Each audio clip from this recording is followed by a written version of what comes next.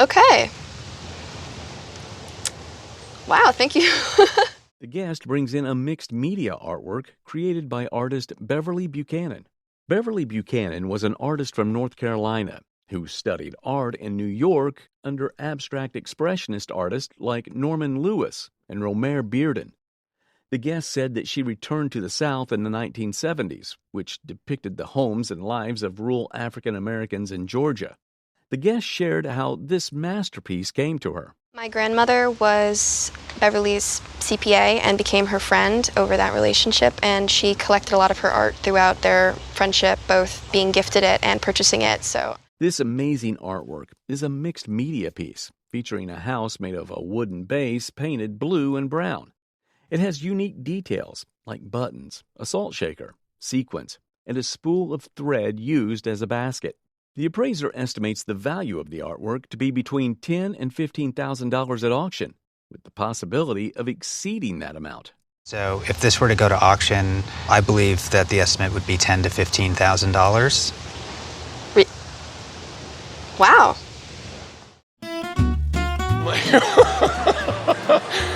Whoa.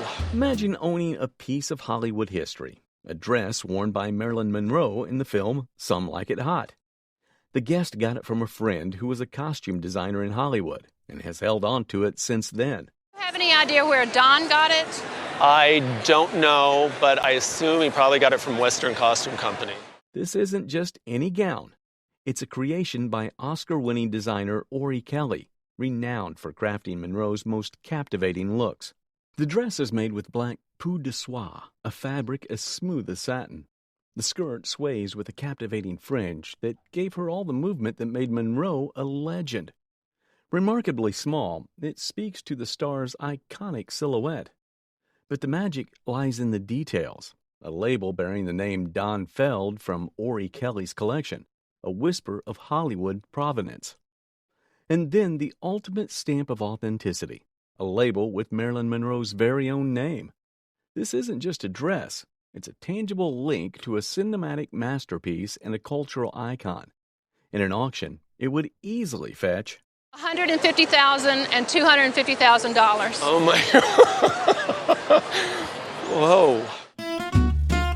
Two statue figures inherited by the guest were showcased. The figures belonged to the guest's parents, who lived in New York City. Later, the statues were converted into lamps by the guest's mother in 1967. The appraiser identified the figures as Chinese, dating back to the Ming Dynasty in the 17th century. One figure was a Buddhist, and the other was a Taoist, traditionally never displayed together. The figures were made of bronze, a durable material, and were beautifully painted. Traces of polychroming and gliding were visible on the figures. The Taoist figure was believed to bring fortune to newlywed couples. Commonly, those would have been given as gifts at a wedding ceremony or displayed at something like that to bring good fortune to the new couple. The other figure represented one of the 8 Chinese immortals, Lu Dongbin, and the appraiser identified symbols indicating its importance. The figure is standing on a pedestal that has mountains rising with waves lapping over them, a dragon diving in, which is the imperial animal. Yeah. Despite the alterations, the appraiser estimated its value to be that this one would achieve a price of between $5,000 and $8,000. Great. And that the He Er Xian would be likely to sell for around $4,000 to $6,000. Wonderful. If you ever want to look like a movie star, then this auction is for you. Joseph of Hollywood can make costume jewelry made of glass and base metal look antique and glamorous, or he can make it look like $1 million. Some of these pieces were part of iconic Hollywood movies. The appraiser Rhinestone Rosie met up with the host to take a look at some of the sparkling pieces made by Joseph during the 1930s. The guest told the appraiser that Joseph never sold his jewelry to the movies, but only rented it. So he built this stockpile that could be used over and over and over again in different shapes, different movies, different composites. The appraiser showcased pieces worn in iconic movies, such as these earrings that were worn by Grace Kelly in High Society in 1956. We actually have an example of that. We have 2 pair of earrings here, and one of them was worn by a big movie star, and the other was one that could be purchased by anyone who wants to look like it. Pieces worn by movie stars hold significant value, far exceeding their worth as mere costume jewelry. The necklace worn by Scarlett O'Hara, Vivian Leigh, in Gone with the Wind was estimated to be worth $100,000 to $150,000 at a well-advertised auction. The pair of earrings worn by Grace Kelly for a movie called High Society in 1956 were estimated to be worth around $7,500 at auction. The pair of earrings designed in the style of Grace Kelly's earrings for the retail market were valued at $225 to $250. Well, it's great to hear the story of Eugene Joseph and stand here amongst all this very historic jewelry, and great to talk to you about it. Thank you. This beautiful pottery is from the San Ildefonso Pueblo in New Mexico. San Ildefonso Pueblo is famous for its black-on-black pottery. Black-on-black pottery was a traditional art medium of Native Americans, which was lost in time. Maria and Julian Martinez revitalized this style and created what is now a modern version of her. Their work gained global recognition and has become a huge part of the Native American culture. It's been featured in many museums, like the Wiseman Art Museum. They died in 1943 and 1980, respectively, and their grandchildren are now carrying on their pottery legacy. How much would it cost to own a piece of history like this? The appraiser thought it was worth about $4,500. Nice. Very nice. Thank you so much. Oh, you're very welcome. While grieving the loss of his dad, this guest walked into a Goodwill store and picked up this painting. He felt it was a good omen from his dad, but he had no idea that it was the work of Eugene Muir. Eugene Muir was born in France and moved to Paris in 1860. Where he became good friends with artists like Pierre-Auguste Renoir and Camille Pissarro. Muir gained fame as a pastry chef, but because of his friends, he occasionally painted, and he was good at it. Interestingly, Renoir also made a painting like this one, which suggests that the pair made the painting together. And this famous painting of Muir in his pastry shop was made by Camille Pissarro. The guest bought this piece for $50, but how much would it fetch in retail now? The appraiser estimated its worth to be between $5,000 to $7,000. Oh, boy. Pretty good. A remarkable piece that has been on the guest mother's dresser basically all of her life. It is signed by a very prominent woman sculptor, Bessie Potter Vano, who worked in the early part of the 20th century. It was cast by the Roman Bronze Works of New York City, which was a very prominent foundry at the time. The sculpture is very fluidly modeled, with a very nice texture to it. It was cast in a lost wax process that rendered the very clear details which you see on this piece. This elegant piece is still in very nice condition, and it has its original green patina. An intricate work by Bessie Potter Vano, it's also highly desirable. At auction, it would fetch... In a gallery setting, this piece is probably worth between $20,000 and $30,000. Oh my gosh. Okay. The guest arrived with the Van Briggle Lorelei vase. Dying from tuberculosis, he sought the healing climate of Colorado Springs. Van Briggle is the artist of this vase. He made Lorelei's from 1897 until he died in 1904. When we look at the bottom of this piece, there's no date on it in his handwriting. Appraised between $20,000 and $30,000, likely no later than 1904. If it's 1900, the range would be $50,000 to $100,000. A collection of books was brought by the guest. Books were from the Western works of a renowned artist named Cormac McCarthy. The artist was a friend of the guest back in Knoxville, Tennessee, years ago. Each book in the collection was signed by McCarthy to the guest, despite McCarthy being notorious for not signing books often. The appraiser identified each book as a first edition, and well-preserved dust jackets were significant for their value. One of the books titled Blood Meridian, which was a very early book, was considered the most valuable out of all.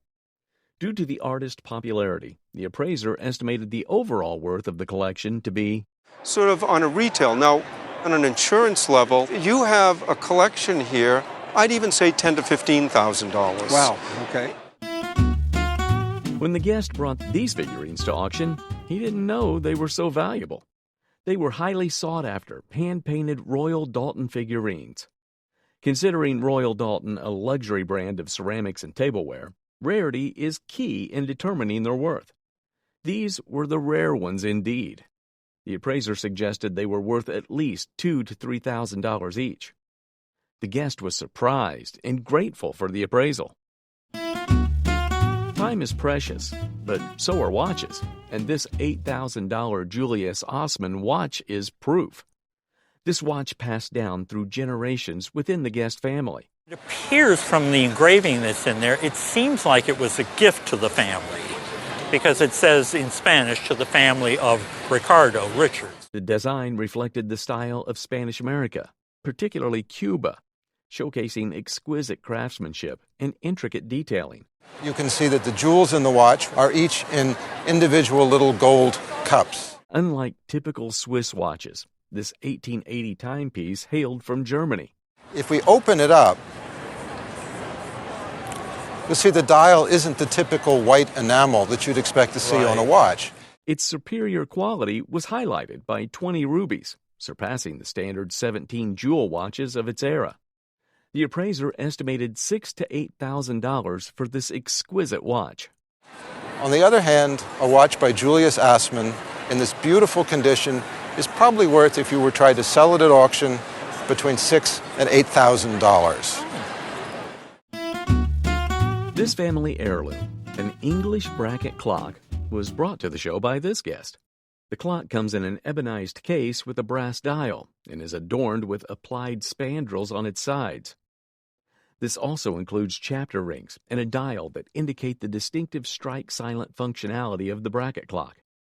Its impressive working mechanism includes a 5-bell movement and an adapted false pendulum that provides automation, indicating that the clock is working.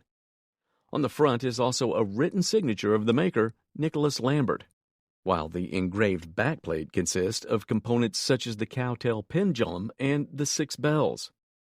Despite the condition issues of this clock, the appraiser values it at around $18,000. Not bad. While on a date with her husband, this guest found what she thought was a cool but odd button. But she didn't know this button was an important piece of history. It was one of the buttons made to commemorate the inauguration of the first American president, George Washington. The historic inauguration was initially slated for March 17, 1789, but then moved to April 30, 1789. This particular button was made for March 17th, the original inauguration date. Because of this relic's importance to history, the appraiser placed a value of $3,000 in 2007. In 2020, the value went up to $5,000. Terrific. How wonderful. Great. A guest found 3 pretty plates at an auction and bought them for $10 each. The plates were railroad china, which means they were specifically designed to be used on trains. These plates are sturdier than regular china because it can get quite bumpy on a train. The 3 plates had different values as they were made by different companies. The first was made by Syracuse China Company and was worth $75 to $100. The second one was made by Buffalo Pottery, and it had a retail price of $100. The big money bag was the third china plate. It was made by Haviland Limoges, who is thought to be one of the best French porcelain manufacturers of the 20th century. It was worth $700 to $800, bringing the total of the set to $875 to $1,000. Holy crap. Holy moly. Can you imagine? Jeez. $700 to $800? That's too much. I know. This Theodore Grust oil painting was brought to the show by a guest who inherited it from his mother. Theodore Grust was born in Meissen, Germany on August 27, 1859. A painter, he occasionally worked on canvas, but he was best known for his porcelain painting. This painting depicts 2 girls reading sheet music in old costumes in a seated position. Beneath the painting are the abbreviations Theo and MCHN, which stands for Theodore and Munich, respectively, substantiating that it was made in Munich around the 1890s. Although the painting has been restored after being damaged by the Nazis, it still holds considerable value due to the rarity of Grust paintings in the auction market. The appraiser valued the painting at about $30,000. Really? Isn't that nice? That's nice. It is. Nice. This guest brought a present from Iceland that her father had given her mother in the 50s. The present was a teddy bear made by Schuko, a German company that was a prominent toy company in the 50s. Schuko was the major competition to Steiff, the #1 toy company to date. But the company went bankrupt in 1976, but reorganized and started making model cars. Toys by this company are still regarded as a huge collector's item. The teddy bear was a rare yes-no panda teddy bear. It has levers that allow it to make yes and no gestures. The bear was in perfect condition because the guest said she had been too scared to play with it as a child. Because of its perfect condition, the value is placed between $900 and $1,200. The owner was pleased with this and reconsidered her fear of the teddy. Really? Really? Oh my gosh. Well, maybe I should keep them out and look at them more often. This collection of Bakalowitz Otto Pruster goblets was brought to the show by this guest, who had inherited it from her glass collector grandmother. Otto Pruster was an Austrian architect and designer who was a member of the all-important arts and crafts movements, from the Secession to the Wiener Werkstatt and the Werkbund. These award-winning glass pieces changed the wine glass-making landscape and won many honors in global expositions after they were designed in 1907 and produced by Bakalowitz Company. The intricate and difficult process involved in crafting these goblets makes them rare and adds significant value to them. The appraiser valued these goblets at around $6,000 to $8,000 each. Each? Yes. Wow. Each. Thank you for bringing them. Thank you. I'll keep the cat away from them. Thank you. The guest father bought a first edition of The Wonderful Wizard of Oz in the 1960s. The book is autographed by the illustrator W. W. Denslow, with an original piece of art inside the cover. And he signs with his signature seahorse monogram. It's notable as his symbol. It's on the spine of the book. It's everywhere. So the book was published in 1900, Chicago. Denslow collaborated closely with Baum on The Wizard of Oz, which led to the book's success. Colorful prints made it a costly masterpiece of its time. An ink drawing by Denslow, inscribed to Dorothy Roundtree in 1900, adds historical significance. There is speculation that Dorothy Roundtree inspired the character Dorothy in The Wizard of Oz. The book is in excellent condition, nearly fine, with no restoration. Inclusion of Denslow's drawing and signature enhances the book's value. So I would say safely, if we were an auction estimate, we'd put 60 to 80,000 estimate. Oh, my goodness. And that's an estimate. And it's not for sale. Insurance value of this masterpiece is $100,000. The guest presents a Russian wolfhound piece, also known as a borzoi. It's the work of the renowned Russian jeweler Karl Fabergé. Fabergé's signature is visible at the bottom. The Russian statement on it, "From your grateful patient," means it was given to a doctor by a patient. The silver dog dates back to around 1890 to 1910. As it resembles a ruler, it might have been part of a desk set. The guest received it as a gift from her parents. With Fabergé's craftsmanship behind it, at auction, I would feel in a well-advertised auction, we're probably talking somewhere in the neighborhood of $10,000 to $15,000. It was a nice present. It's a very nice present. Yeah. the guest brought a captivating trio of beloved family timepieces to the show. And now, let's uncover their stories. The first one is a wristwatch made in 1905 by Tiffany & Company. It's a beautiful woman's wristwatch with a Greek key motif. Another piece is an 1860s Petit Philippe pocket watch adorned with blue cobalt enamel and diamonds. The central diamond is particularly striking, and the watch's bow is original. The third watch is a Jules Jurgensen minute repeater from the 1890s. It boasts a unique glass cover for viewing the repeating mechanism.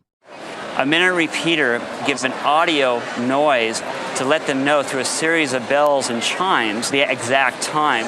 The Tiffany & Company wristwatch is valued between $3,000 to $4,000, while the Petite Philippe pendant watch is estimated at $7,000 to $8,000. Whoa. And the Jules Jurgensen minute repeater at $12,000. Wow. The value of these watches has increased to $38,000 over time. The mysterious chair, with its perplexing presence, once sent shivers down the guest's spine. I was about 5 or 6, and it just terrified me. They used to call it the man chair. The chair was purportedly won in a poker game by the guest's grandfather and rumored to have originated from a bordello. It belongs to the category of fantasy furniture, featuring a mask of the Green Man, symbolizing rebirth in nature.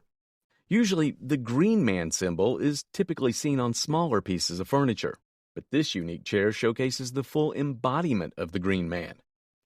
Details like knuckles and cuffs make the chair's craftsmanship remarkable. Touching the chair evokes a sense of realism. The label indicates it was made by the Harry J. Dean Company in Detroit around 1890. It's crafted from mahogany, enhancing both its value and durability. I'd put a value on this, probably for fair market value purposes, right in the range of $3,000. Okay. Their father was the late NFL Hall of Famer Henry Jordan. Henry played defense for the Green Bay Packers. He was defensive tackle, and at the time he was the smallest defensive tackle in the NFL. He has a lot of cards out there, and they all say something different, but he was maybe 6'2" on a good day. They brought in some jeweled souvenirs that their mother split among them when their father passed away in 1977. There are beautiful rings for, and a charm that depicted. Henry Jordan was acquired in a trade by Vince Lombardi in 1959, sending him from Cleveland to the Green Bay Packers.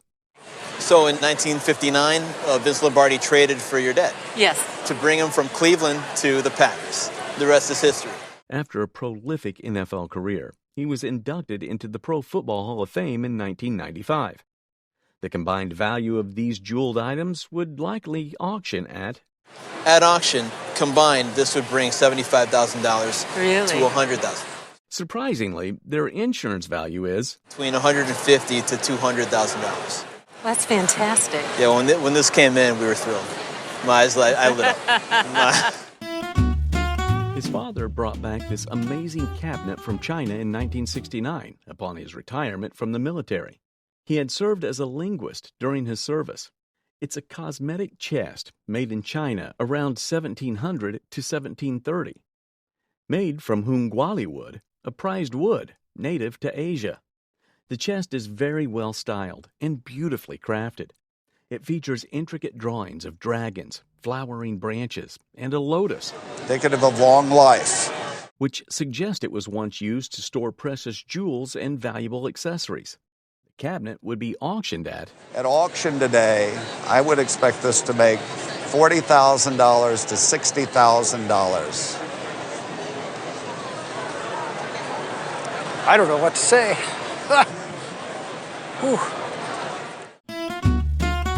Here before us are the relics of a bygone era of the Boston Red Sox. These weren't mere pins and a watch. They belonged to the guest's grandfather, Charles Wagner, a champion from the golden age of baseball. Back then, rings weren't given, but these medals and the finely crafted watch serve as a testament to his victories. Here we have a portion of panoramic photographs showcasing the triumphant 1915 championship team.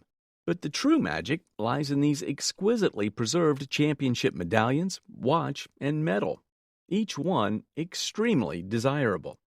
This one here is from 1912. This is from 1916. It's a watch. And this one, very beautiful. This is from 1915. Each piece, meticulously engraved with the name Charles Wagner, is a mark of pride and dedication. Finally, this sweater, a potential relic from his playing days from 1912 to 1916. It's of immeasurable rarity. The condition of this thing looks like he took it off yesterday. I mean, the color. It's in pristine condition, complete with original tags, and it speaks volumes about the care it has received. This collection transcends mere memorabilia. Imagine the stories these treasures could tell. The whole collection would easily fetch. I'd insure it for $300,000. Wow. This captivating ring whispers of a bygone era, once gracing the hand of the guest grandmother's first husband, Harry Rich. And he was a magician and aerialist back in the teens and 20s. Back in 1926, it was a remarkable acquisition, costing a cool $1,000, a hefty sum back then. The stone itself is a unique gem, known as a Cape Stone. Imagine a diamond with a touch of personality, a subtle hint of light yellow that sets it apart. This beauty is surprisingly clean and well preserved. Crafted in the early 1920s, this ring boasts a cutting-edge setting. Back then, platinum was still new in the jewelry business, and this ring proudly utilizes it.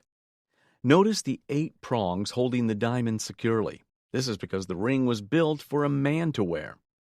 The star of the show, however, is the diamond itself, a nice light yellow and an impressive weight of a little over 7 carats, boasting a classic European cut.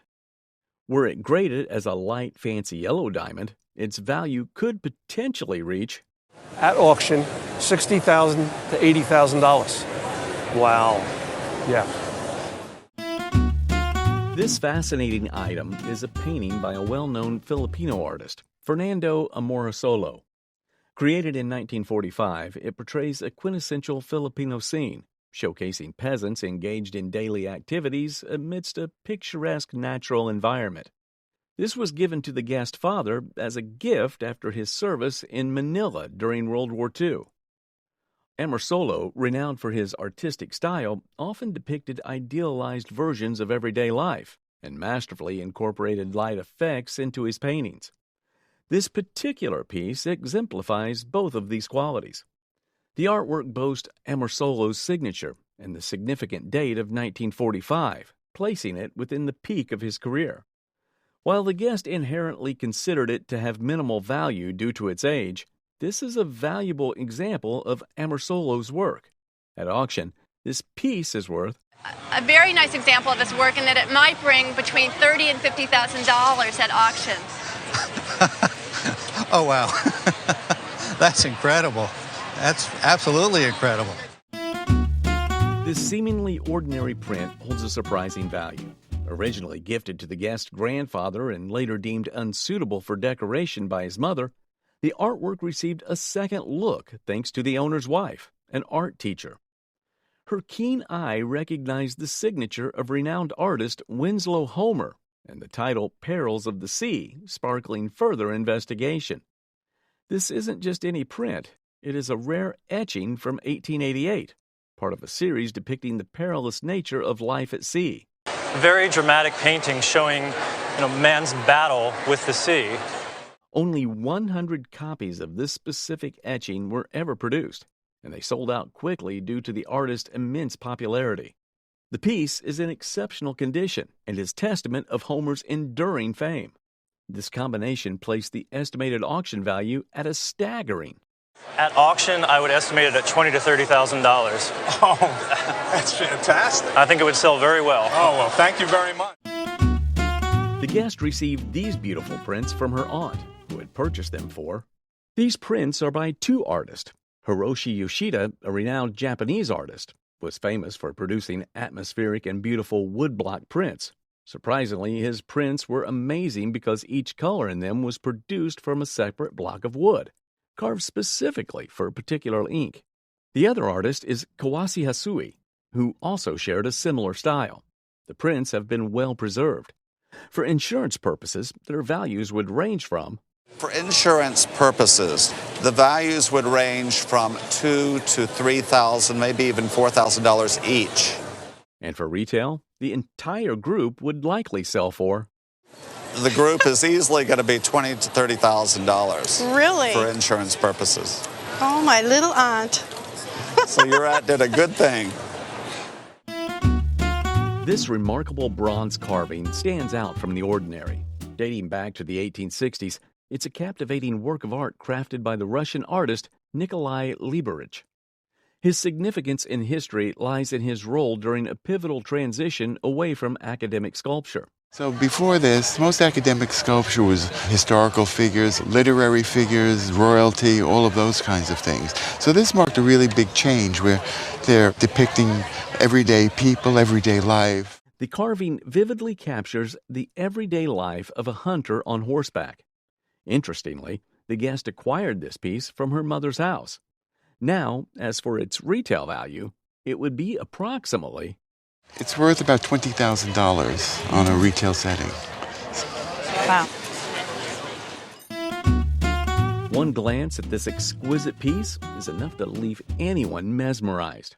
Behold a rare Japanese cloisonné vase, its origins tracing back from the 1920s to 1930s.